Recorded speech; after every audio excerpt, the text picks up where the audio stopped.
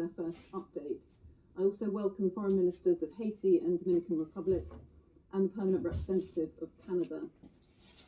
President, the United Kingdom remains deeply concerned by the ongoing dire humanitarian situation in Haiti, which is being compounded by chronic insecurity and political gridlock. As we heard today so clearly from the Deputy Secretary General and SRSG Lalim, the actions of armed gangs have displaced thousands, limited free movement of people and goods, and denied citizens access to medical services during a resurgent cholera outbreak. The United Kingdom remains convinced that the perpetrators and sponsors of the gang violence must be held to account and denied the capacity to spread further instability and suffering. So we are pleased to see progress on sanctions that are imperative in tackling criminal behaviour. These sanctions are a necessary tool to break the cycle of criminal violence that so disastrously impacts the Haitian people.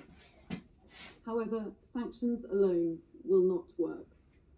This is why the international community must consider seriously any request for assistance from the Haitian government and society, including on security. This must support and empower Haitian efforts to improve the security situation on the ground, to create the conditions for elections so that the Haitian people may choose their next government. The United Kingdom continues to support action that moves Haiti closer to security and stability, with a return to democratic processes as soon as possible. We therefore welcome signs of movement towards resolving the political gridlock, but there must now be determined efforts to reach a political consensus. An urgent route forward is needed to address the insecurity, humanitarian and economic crises and avoid further deterioration of the situation. Thank you. Thank the representative of the United Kingdom, and I give now the floor to Gabon. Madame la Présidente. Madam President, in my capacity as the permanent representative of Gabon, I would like to thank the Deputy Secretary General and the Special Representative of the Secretary General for Haiti, Ms. Hélène Lalim. I thank them both for their respective briefings. I listened closely to the briefing made by Mr. Kim Ives. I welcome here the presence of the Minister for Foreign Affairs of Haiti, of the Dominican Republic, and the representative of Canada. My statement will focus essentially on 5 points. Firstly, the security situation. Haiti is less than 2,500 kilometers from where we are meeting right now. The country is facing a complex multidimensional crisis that many observers haven't hesitated to refer to as chaos or a situation of collapse. Heavily armed groups carry out abuses on a daily basis and are spreading a reign of terror. They carry out their work by raping women, conducting abductions for ransom, and atrocities against the civilian population. The police is overwhelmed by the scale of the task it faces, either because it lacks human resources or equipment, or simply because it has been infiltrated by gangs. The only alternative for millions of men, women, children, older persons, and above all young people is unfortunately to join the exodus by sea, to travel to neighbouring countries, or to join the gangs. This council must act swiftly to tackle this situation and to respond to the cries of distress coming from the cities and the villages, from men, women and children, from a people that is suffering. The Haitian people more than ever needs international solidarity. When fire burns down your neighbour's home, there's no use closing your doors or your windows. The haunting stench of the smoke from the ruins of the neighbour's house remains. Solidarity in such a situation is a moral obligation, and it is this obligation that falls on us, our mandate and our vocation within this Security Council. Madam President, Haiti urgently needs security. Without security, the Haitian economy will struggle to recover from the combined effects of manifold crises, epidemics, and it will be even less able to retain the talent and the able hands it needs for its own development. It's a fact that the majority of young Haitian people choose to leave their country as soon as they're able to.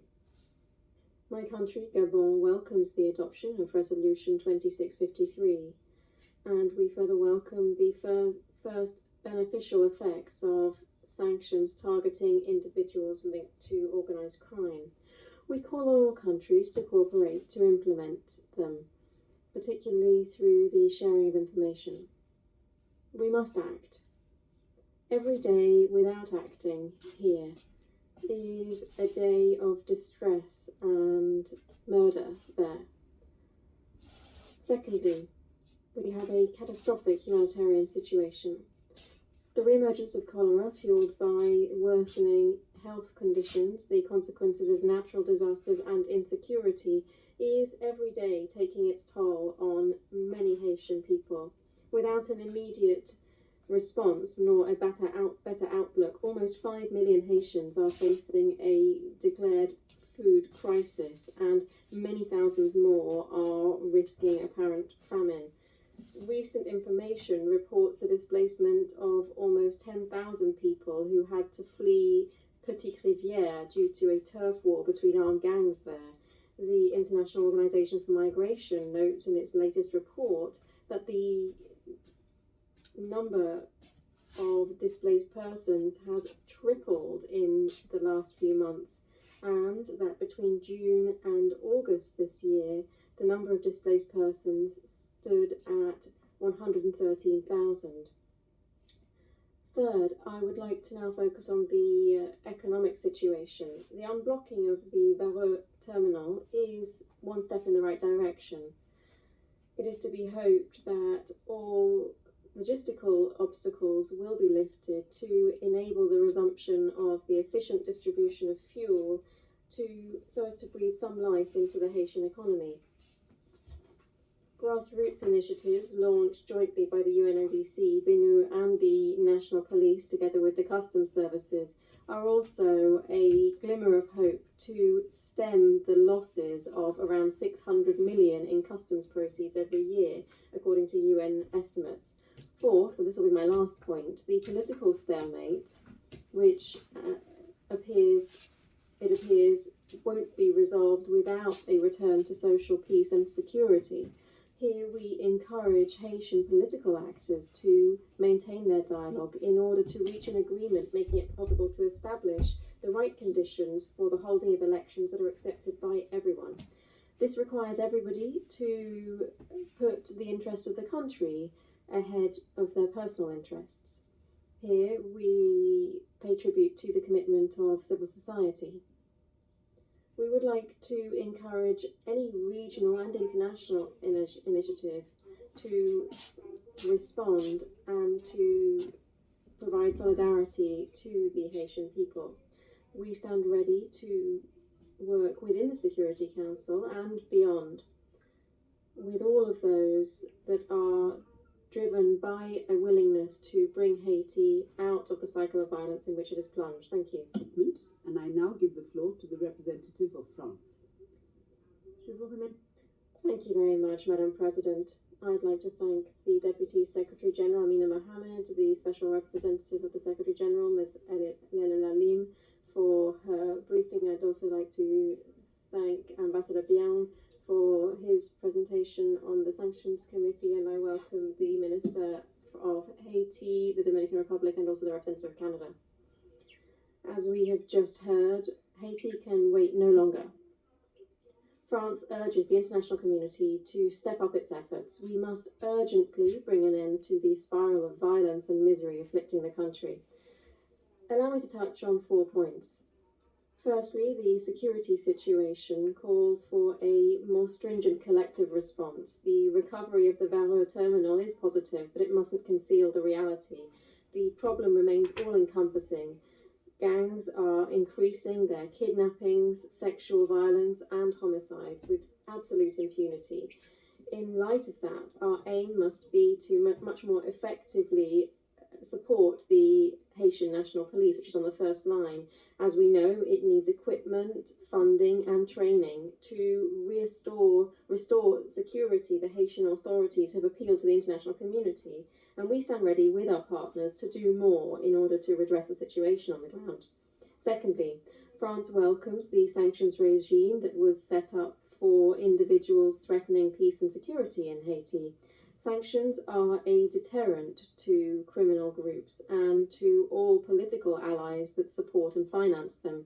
The establishment of the 2653 committee is positive, and we hope that under Gabon's leadership, this committee will be able to swiftly make some proposals. Alongside these sanctions, it's also important to rebuild justice in Haiti, which doesn't currently have the means to be able to carry out its work, given the dilapidated nature of the judicial institutions. This is undermining the state's authority and threatens Haitian security. Combating impunity and strengthening the criminal justice process as a whole should be a major priority if we want to bring an end to the violence. Thirdly, we continue to urge political actors to find a compromise. Political dialogue should lead to the holding of democratic elections once the security conditions are in place. France calls on the political class to demonstrate responsibility in order to overcome the current stalemate. Fourth, the crisis in Haiti is multidimensional, as has been noted by a number of speakers. That's why France is committed to facilitating humanitarian aid, in particular in light of the cholera epidemic that has been afflicting the country since October.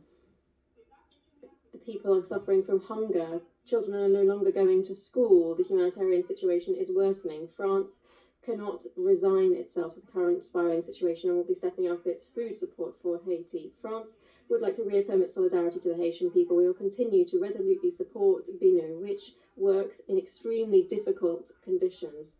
We will continue with the International Organization of the Francophonie to mobilize the international community to contribute the necessary aid for Haitians. And finally, before closing my statement, I, in turn, would like to pay tribute to your country, Madam President, but also Ireland, Kenya, Mexico, Norway, for their successful mandates within this council. We thank you for your excellent work and all of your cooperation throughout your mandate. We wish you all the best for the end of this year, and I congratulate you, Madam President, for a perfect presidency.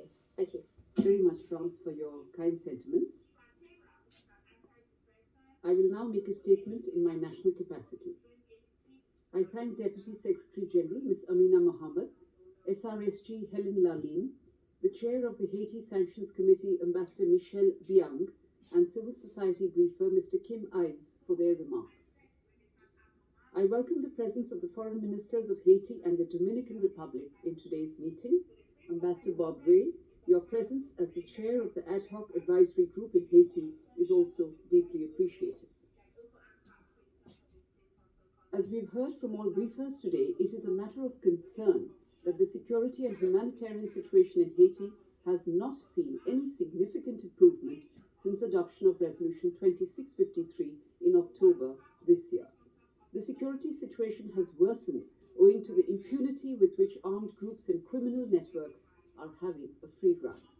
The killings of civilians, kidnappings, and other human rights violations have increased. There have been high-profile killings as well, including a former presidential candidate.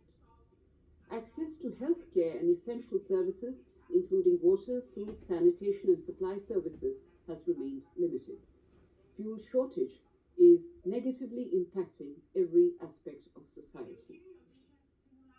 The outbreak of the cholera epidemic has further aggravated the situation. The response capacity of the health system is under strain. Given this dire situation, the need of the hour is for the international community and the UN agencies to enhance their humanitarian assistance. Clearly, the situation demands the sustained attention of this Council. Colleagues, the immediate priority, however, has to be on reining in the criminal gangs and bring a semblance of order, particularly in the capital city, Port-au-Prince. In this regard, we welcome the security assistance being extended by countries in the region. We hope that these steps will help the Haitian police authorities in addressing the persistent, destabilizing criminal activities perpetrated by armed gangs. The capacity building needs of the Haitian police also need particular attention. Any decision on the deployment of a regional security mechanism should be carefully thought out, taking into consideration experience from the past, including that of UN missions. The multifaceted political, security, and economic crisis in Haiti demands that all Haitian stakeholders engage in meaningful negotiations. There is an urgent need to arrive at a consensus on a political roadmap for the holding of the long-due elections. The Haitian parties also need to ensure that the process is both inclusive and legitimate. In the long term, institutional stability, good governance, and the rule of law are essential to avoid a relapse of the current phase of the political impasse. In this regard, we commend the facilitating role of the SRSG and the UN Integrated Office in Haiti, or BINU. We also note the proactive engagement of regional partners in support of Haiti. Excellencies, distinguished colleagues, the Haitian people continue to suffer from the effects of a multi-dimensional crisis that unfortunately has been prolonged for decades. Today, more than ever, they require the unwavering support of the international community. India enjoys long-standing relations with Haiti and its people. We have in the past contributed to capacity building and training initiatives in the country, and today too, we stand ready to continue our support to the people of Haiti in their efforts to emerge from the current challenging situation. Thank you. I resume my functions as President of the Council and give the floor to His Excellency Mr. Jean-Victor Jeunesse, Minister of Foreign Affairs and Worship of Haiti.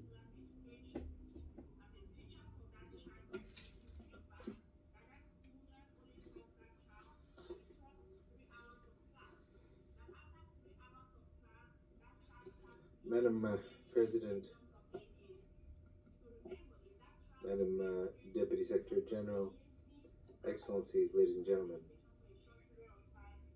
allow me at the outset to commend India for its presidency of the Council this month of December, and all the members of the Security Council for the interest and the engagement that they've always shown regarding the situation in Haiti. I also would like to greet the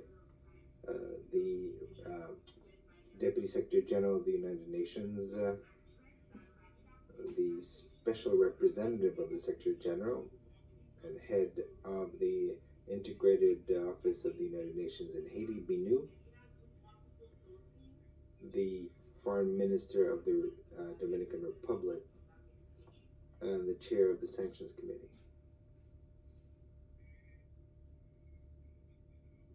And the Ambassador Fabre,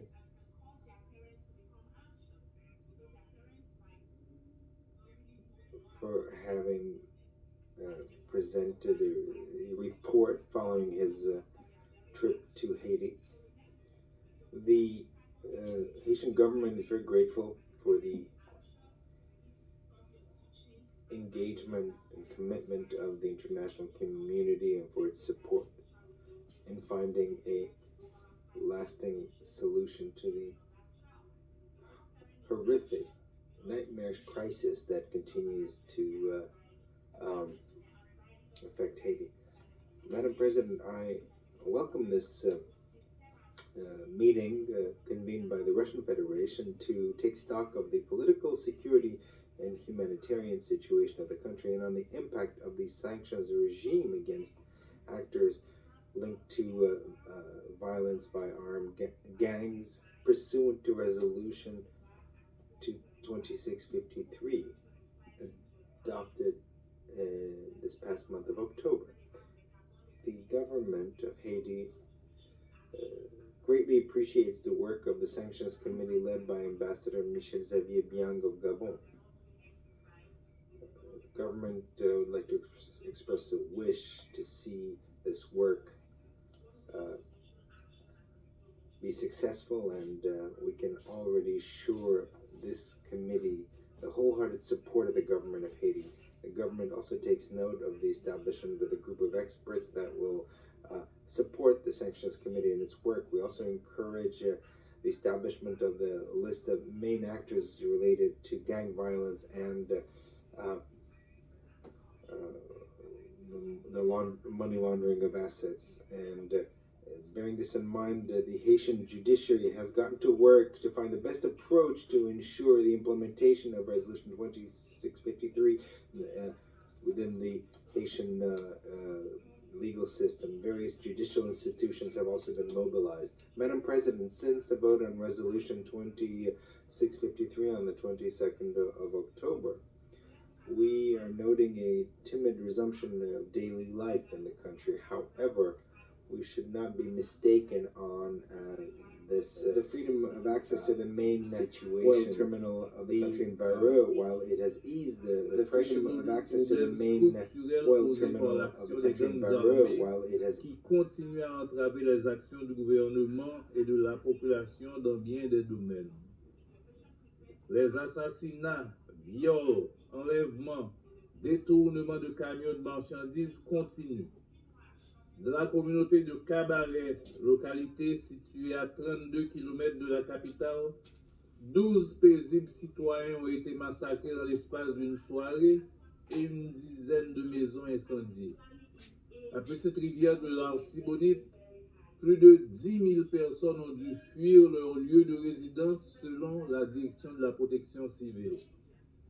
Il y a 2 semaines, le directeur de l'académie de police a été lâchement abattu par des bandits armés.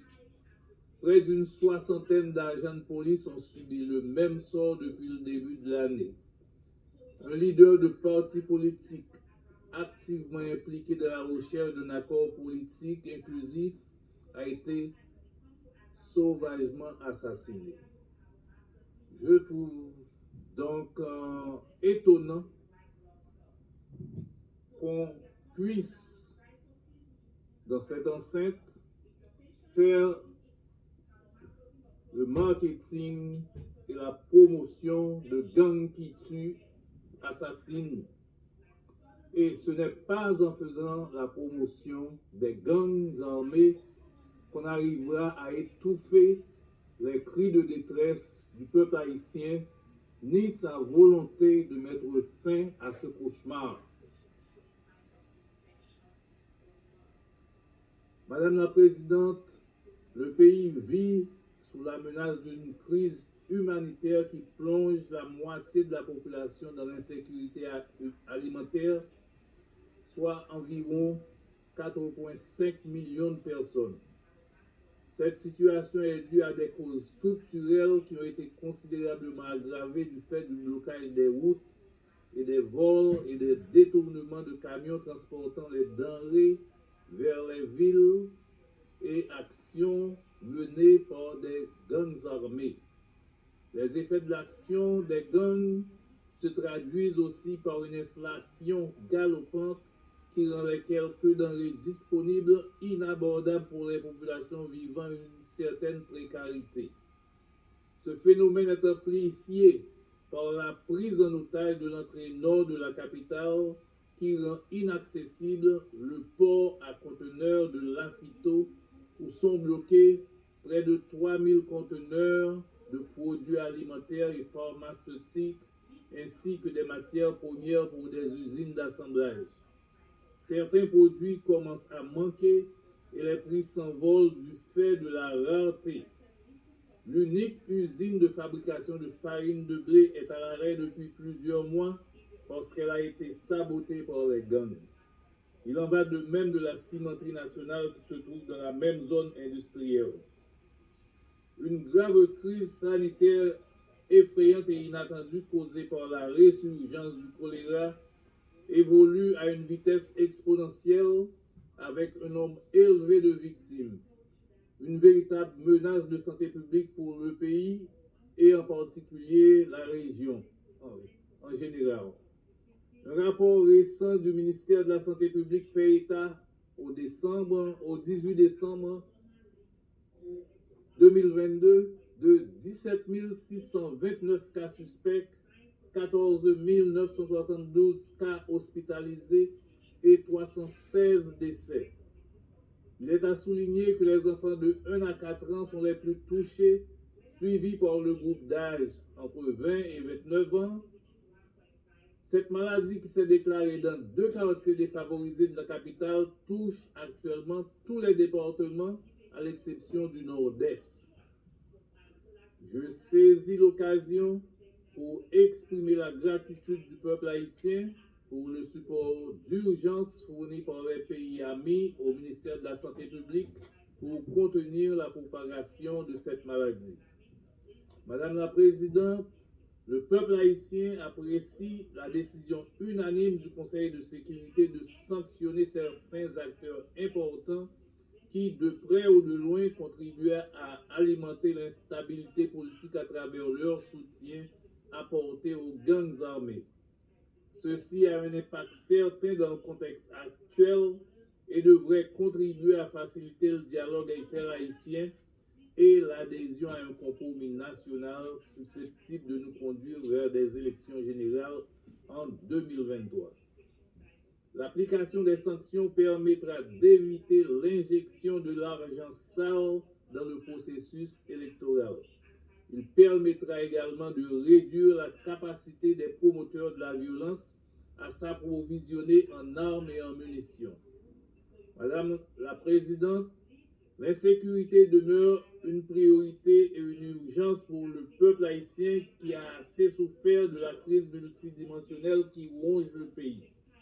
Sans la création d'un environnement sécuritaire adéquat, il est illusoire de penser que l'on pourra sortir durablement de la crise. Les données qui avaient poussé le gouvernement haïtien à solliciter l'assistance d'une force spécialisée pour accompagner la police nationale dans sa lutte pour éradiquer ou tout au moins contenir le phénomène des gangs armés, restaurer l'ordre et imposer le respect de la règle de droit sur l'ensemble du territoire, ces données, dis-je, n'ont pas beaucoup changé.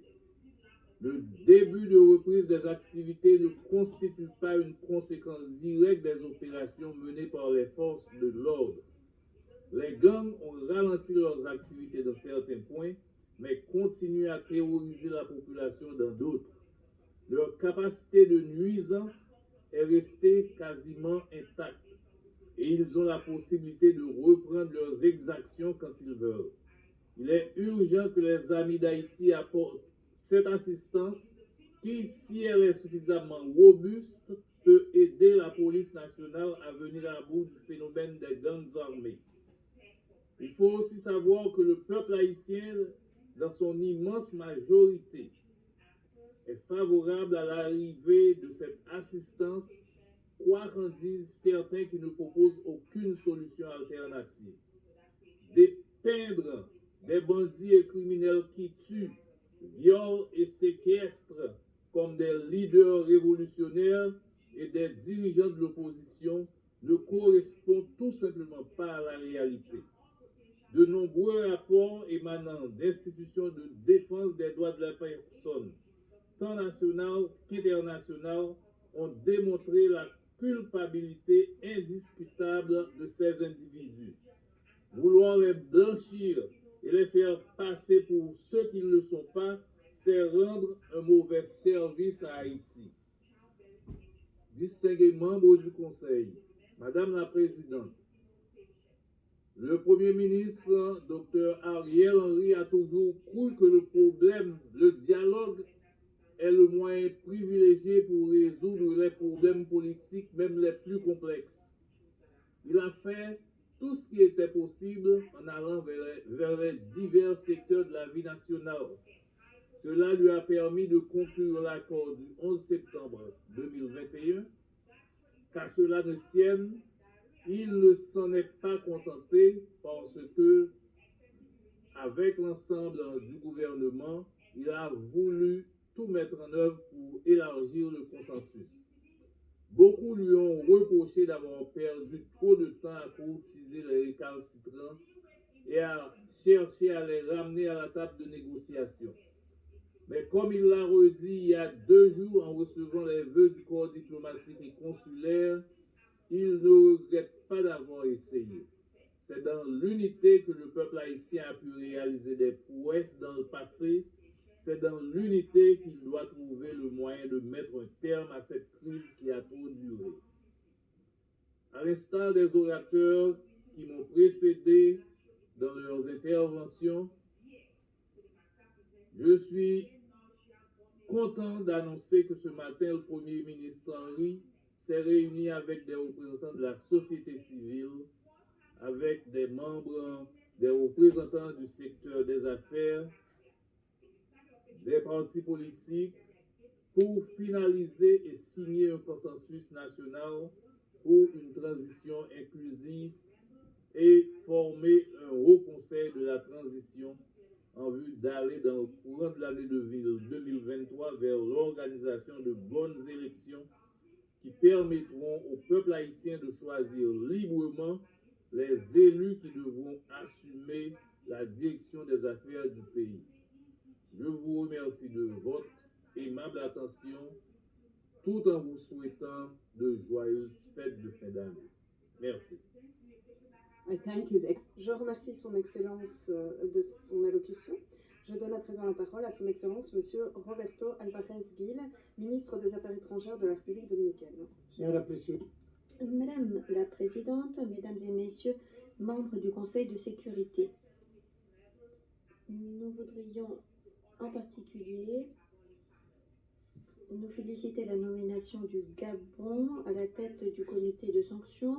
Nous remercions l'ambassadeur Biang de son exposé. Nous nous souhaitons plein succès dans ses fonctions importantes et délicates. Il peut compter sur la collaboration du gouvernement de la République dominicaine.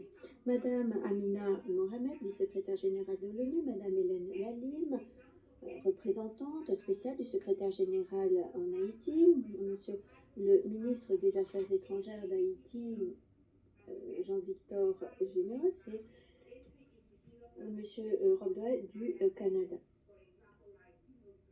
Au sein du Conseil, on nous a présenté jusqu'à la satiété les données qui reflètent les terribles violations des droits du peuple haïtien par des gangs criminels qui ont mis sous leur coupe de grands pans du territoire, y compris 60% de Port-au-Prince. S'ajoute à ces malheurs une épidémie de choléra et une famine généralisée. Il y a quelques jours, une cargaison de 1,2 million de vaccins est arrivée à Haïti pour lutter contre une souche de choléra. Une souche plus virulente que la souche initiale et qui, en quelques mois, a coûté la vie à au moins 2000 personnes. Mais encore une fois, la violence rend difficile la distribution adéquate de ces vaccins. Il y a 3 mois, des gangs criminels ont bloqué le terminal portuaire de Vareux, empêchant la distribution de combustible et laissant sans énergie, sans électricité, une grande partie du pays. Mesdames et messieurs, dans la région de Port-au-Prince, selon nos sources, pratiquement tous les bébés en couveuse sont morts, ainsi que la majorité des patients qui avaient besoin d'oxygène. Aujourd'hui, nous avons suffisamment d'éléments d'information pour attribuer la flambée récente de l'épidémie de choléra à cette pénurie de combustible qui a suspendu la fourniture d'eau potable par la Compagnie nationale de distribution d'eau en Haïti, DINEPA.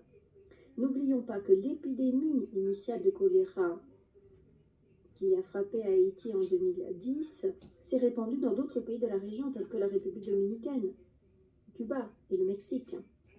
Face à cette situation, une question se pose. Si la violence rend difficile la distribution de vaccins et de combustible,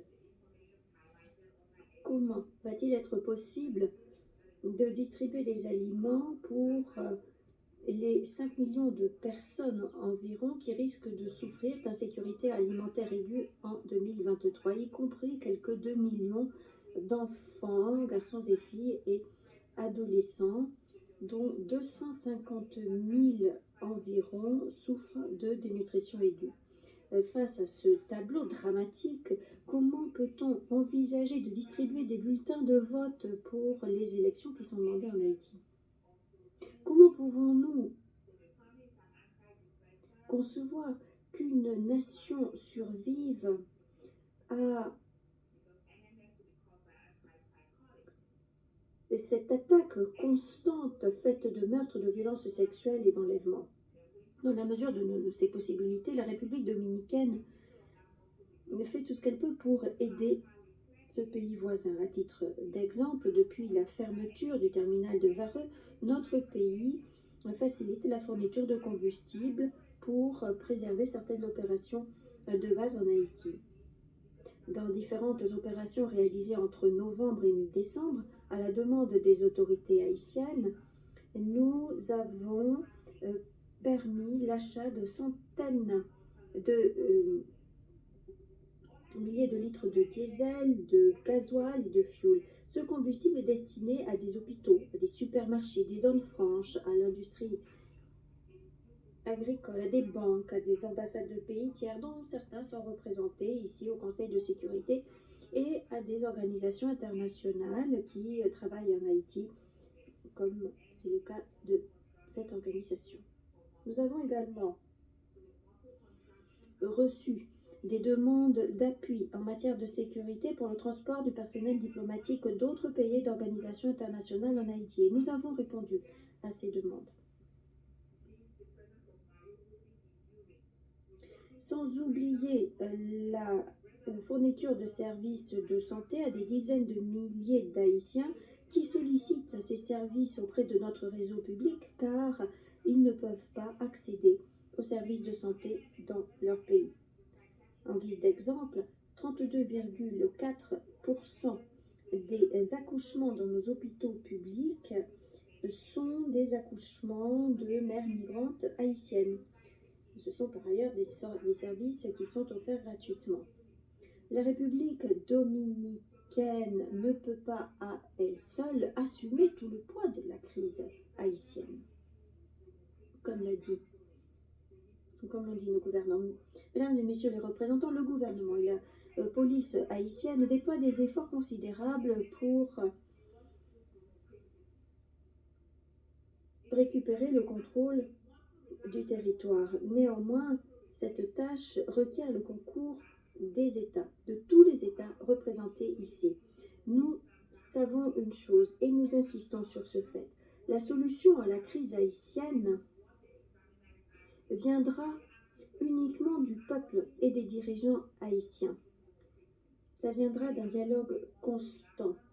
Le ministre des Affaires étrangères d'Haïti, M. Généos, en a parlé. Nous espérons que ce dialogue va être fructueux. Mais Haïti ne pourra pas agir seul, comme l'ont dit à maintes reprises les plus hautes autorités du pays. Il faut tout d'abord réunir sur le terrain les conditions pratiques permettant ce dialogue et cette concertation.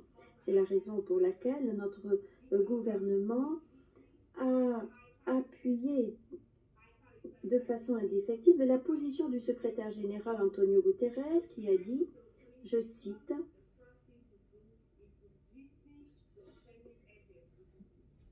que tout en renforçant les capacités de la police haïtienne, il est nécessaire d'avoir une force robuste capable de retrouver la voie de la paix, de mettre fin à la violence déclenchée par les gangs armés infiltrés par le pouvoir politique et économique. Fin citation.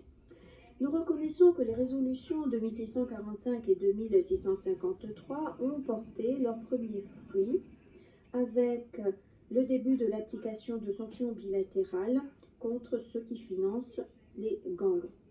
Nous espérons maintenant qu'au mois de janvier, le comité de sanctions et le groupe d'experts pourront entamer leurs travaux pour que la poursuite des criminels puisse avoir plus de portée. À notre sens, nous n'en sommes plus aux bonnes intentions. Le Conseil doit absolument concrétiser dès que possible les dispositions de la résolution 2645 en intégrant une force multinationale pour aider la police nationale haïtienne. C'est la seule solution viable à court terme pour extirper le peuple haïtien de sa situation actuelle horrible et pour apporter la tranquillité méritée à notre Amérique. Pour terminer, Madame la Présidente, nous voudrions remercier l'ambassadeur Juan Ramón de la Fuente et le Mexique, membre du Conseil de sécurité, pour tous les efforts déployés en tant que délégation porte-plume sur cette question ô combien importante pour notre pays, pour notre région. Merci. Je remercie Statement. Je remercie son Excellence, Monsieur Gill, de sa déclaration. Je donne la parole au Canada. Madame la Présidente, j'ai le plaisir de m'exprimer au nom du groupe consultatif ad hoc sur Haïti de l'ECOSOC. Le groupe consultatif compte 21 États membres qui se sont engagés à accompagner le développement socio-économique à long terme de Haïti, et je suis fier de voir mes collègues de Rwanda, Kenya, Saint-Vincent et les Grenadines, Barbados, la République dominicaine et Haïti qui sont avec nous aujourd'hui. Je veux aussi donner mes remerciements personnels à le député secrétaire général, à Madame Laline, que je vois toujours sur l'écran, toujours patient en nous écoutant, et mon collègue de Gabon, qui fait un travail tellement important pour la cause de la paix et de la justice. Et je lui félicite pour sa présentation aujourd'hui. Madame la Présidente, il y a 2 semaines, je me suis rendu à Port-au-Prince à titre national pour 3 jours. Et j'étais d'abord frappé par le calme qui régnait dans les rues. Malheureusement, ce n'était pas parce que la situation sécuritaire s'était améliorée. Pas du tout. C'était calme parce que les gens ne peuvent pas quitter leur maison.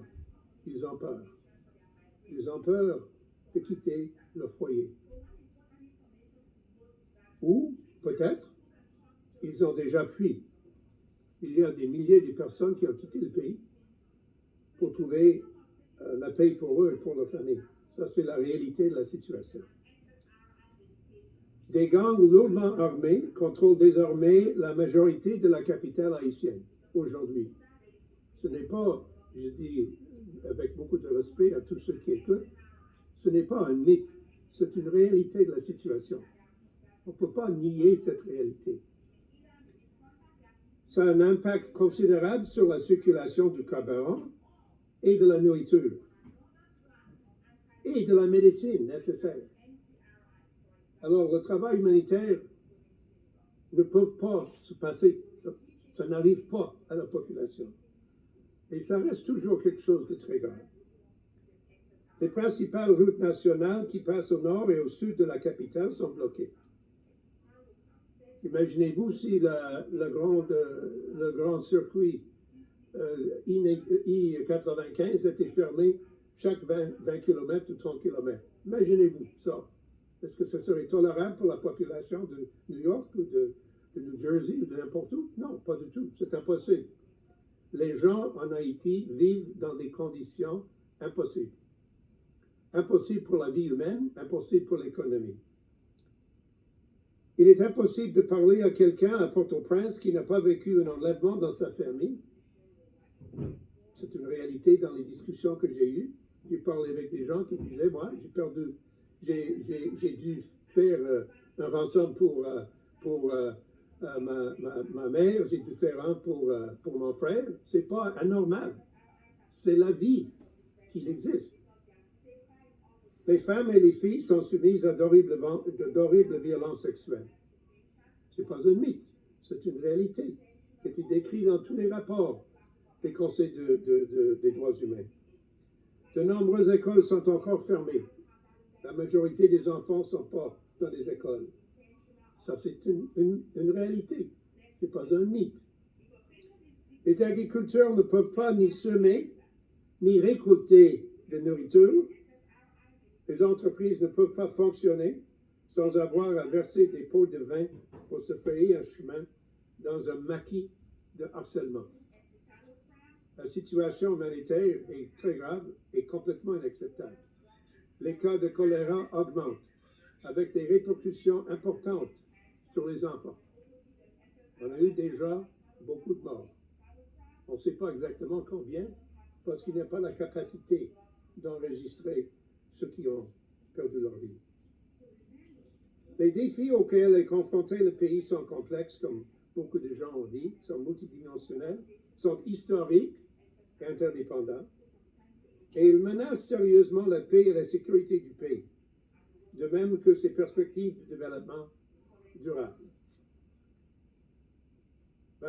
Madame la Présidente, depuis l'avènement de la crise aux multiples facettes en Haïti, à la suite de l'assassinat en été dernier du président Jovenel Moïse, notre groupe consultatif s'est réuni en 10 occasions, notamment au niveau des dirigeants en septembre, et a publié 6 déclarations conjointes alors que la crise se poursuivait. Le groupe s'est élargi alors que le Kenya et les Barbades nous ont rejoints récemment. Les membres du groupe consultatif souhaitent tous appuyer Haïti. Nous sommes basés surtout dans la région, mais il y a d'autres pays qui nous ont rejoints. À cet égard, au nom du groupe, je voudrais mettre en exergue 4 points. Premièrement, comme d'autres l'ont déjà dit, mais je vais le répéter, la communauté internationale ne peut apporter son aide que si nous prenons conscience que les approches de ces dernières décennies n'ont pas porté leurs fruits. Elles n'ont pas pu s'inscrire dans la durée, elles n'ont pas duré tout simplement, elles n'ont pu s'implanter dans le pays, n'ont pas donné lieu aux changements nécessaires. Il est évident, et beaucoup l'ont dit à nouveau, mais il faut le répéter et ceci avec conviction, que les solutions doivent être dirigées par les Haïtiens, non pas par le Canada, par les États-Unis, par d'autres pays, même pas par l'ONU. Non, il faut que ces solutions appartiennent aux Haïtiens et à ses dirigeants. Nous devons également unir nos efforts pour mieux comprendre les besoins des Haïtiens et appuyer le plan du pays pour faire face à la crise. Cela doit venir de l'intérieur du pays, dans le cadre d'un dialogue politique vaste.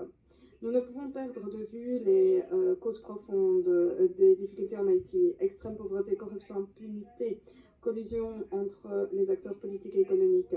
Les sanctions, je pense, constituent un outil utile et ont des effets sur le terrain. Il est essentiel de continuer d'appuyer la pleine application de la résolution 2653. Il reste encore beaucoup à faire afin d'aider les Haïtiens à faire face à la pauvreté, à la corruption, à l'arbitraire, à la violence, et ce à tous les niveaux. Troisièmement, s'il n'y a pas de solution rapide face à cette crise actuelle, nous avons besoin d'agir sans plus tarder.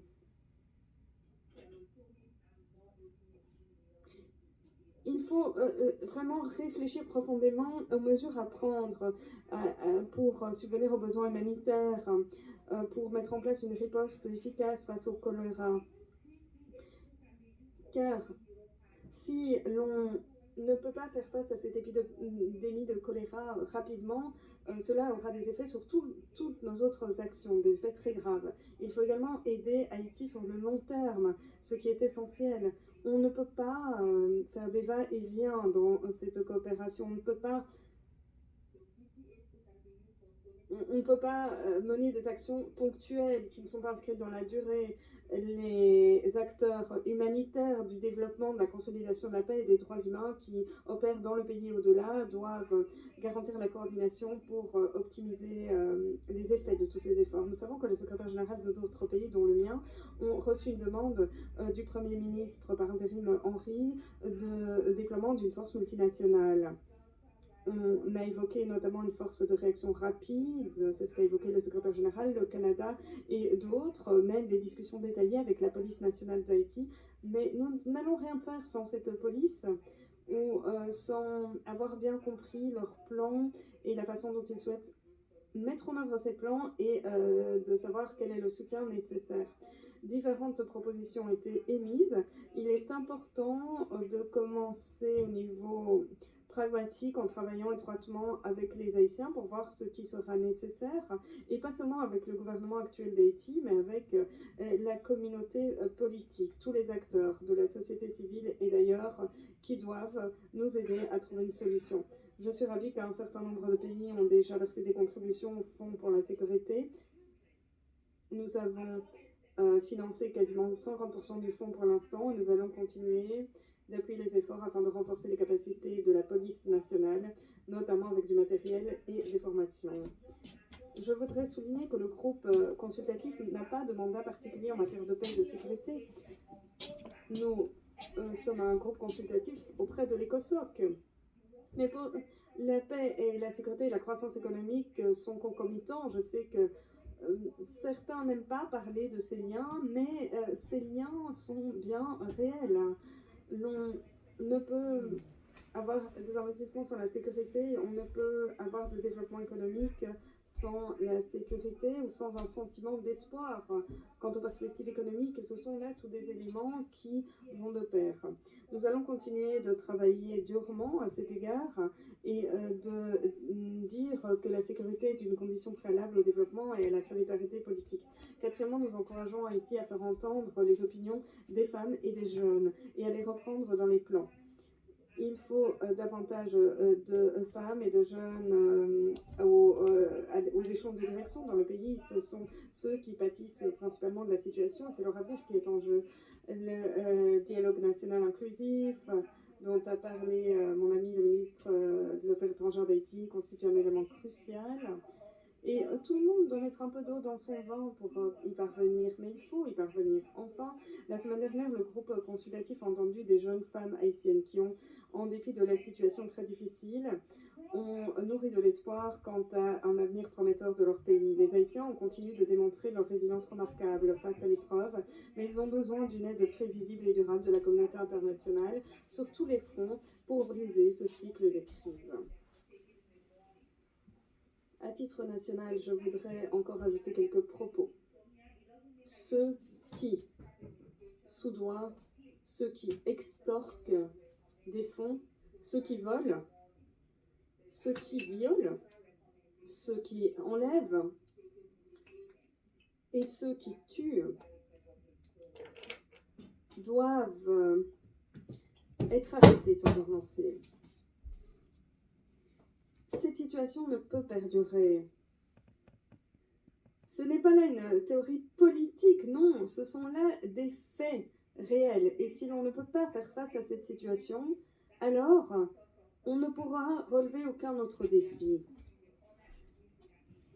Je ne sais pas comment ceux qui font obstruction aux tyrans, à ceux qui extorquent des fonds, etc., je ne sais pas si on pourrait le qualifier de mener une sorte de service public, non. Cela est une ineptie pour une telle analyse de la situation. Et enfin, je pense qu'on l'a entendu déjà dans d'autres contextes, mais il faut le dire une fois de plus, rien pour Haïti sans l'ensemble des Haïtiens. Et je pense que c'est là un principe qui doit être à l'origine de nos conduites.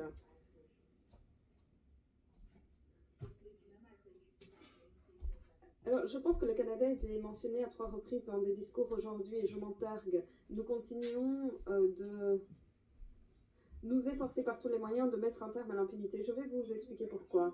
Parce que nous avons tous commis des erreurs en n'accordant pas assez d'attention aux effets dévastateurs de la corruption.